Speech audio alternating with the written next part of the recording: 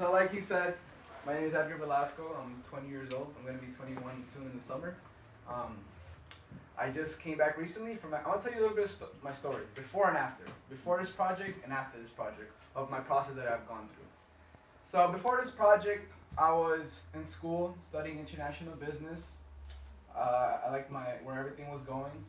But then it came to a point where I just really didn't know where I was going. I was studying, working 8 hours, studying, I don't even know how many hours, sleeping like 2 hours, 3 hours. And that's what we see now in the United States. It's a typical thing that happens, right? And then I was just keep going to school, and then I woke up one day and I said, you know what, I just felt like it was just holding my potential. Like what I really wanted to do, it wasn't what the school was offering me. And at the time, I have to be honest, I wasn't very, I wasn't very mature at the time. I was more focused on the girls and partying, and that's just me being honest, because that's what happens. So through that course of time, I was involved with the wrong people at the wrong time, and how can I say it? I just hit rock bottom.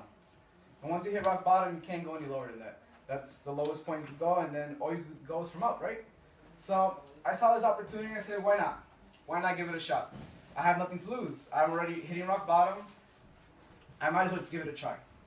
And now, 2 years later, thanks to this opportunity, like he's just said, I just came back from Ecuador. I spent a month over there. My Spanish isn't that great, but the people still understand me. I was very impressed by the kind of teamwork that we have internationally, not just here in the United States, but all over the world.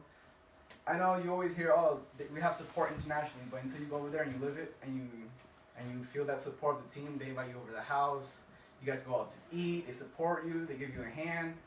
And I'm 20 years old. For somebody that's 40 years old to give their time out of their day to help me out is something that I'm like, wow, I've never had a job that I could go to a different country and they could help me out. So that's where I see myself today. Now I know where I'm going. I'm growing very good. But today is not about me. It's about the people that are invited here today. And I'm going to tell you about there you go, the entrepreneurs of the 21st century. So what historical moment do we have right now? We have bankruptcy, correct? When my dad started this, and I'm not ashamed to say it, we went bankrupt. Because the jobs he had a company of trucks. And what happened? It's not even the same money that it was a couple years ago. The tolls go up. Now to go across the bridge, I don't even know how much it costs, but in a truck I think it's like $70. And before, how much did it cost? Imagine. But you still have, your bills keep on going up and up and up. So that's just one historical moment. What's the next one? We have less income. We have, for example, before you could work overtime, you could, as much as you want. And now there's a whole bunch of jobs, they're like, no, at 39 hours, they're going to cut you off, because if you make overtime, they don't have the, how do you say it? The respaldo? How do you say that in English?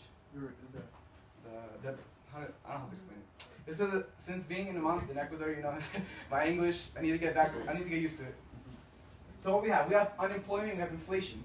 Inflation has to do, for example, the milk, right? A couple years ago, milk cost $1, $2. Now how much does it cost? $4, $5. But does the check go up? No. The groceries keep going up. Before you could go to the grocery store for $150 and you were fine. And now with those $150, how much can you possibly buy? Not the same as a couple years ago. But our paycheck won't go up, correct? That's just a couple little key points. Alright, so how would it feel if time and money would cease to be an obstacle in your life? When I heard this, I mean, I was young, I was like, when I heard this question, I was like, time and money, it's always going to be a problem in my life.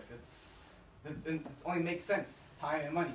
But you know what I realized? A lot of people, they either have one or the other. They have a lot of money, but they don't have time. You could make $100,000, $200,000, but what good is that if you don't have time to spend with your family? Or you could have a lot of time, but you don't have the money. So there's always going to be a balance of those two things. So I want to talk to you today about dreams, freedom, comfort, and a different lifestyle, correct? The freedom, for example, for me, I left to Ecuador for a month. I told my job, you know what, I didn't even ask permission. I said, you know what, I'm going to go to Ecuador and receive me if I come back. If you want me, and they said, yeah, because you're a great employee, all this. But, I mean, I had the security to say, you know what, I'm leaving. I didn't have to say, you know what, can I go? Can I have permission? Because what if they said no? I told them I already bought my ticket, too bad. If you want to fire me, I don't care. Because why? Because I have this backing me up. This is a financial support, is a backup other than my other income that I get. and the comfort to work from my house. We made an office in my basement that I'm very thankful for, and instead of, for example, on my regular job, I would have to travel I don't know how many minutes in the rain, in this cold that we're having right now, you know. But if you work from your own house, it's more comfortable. All I have to do is go downstairs, shower, put on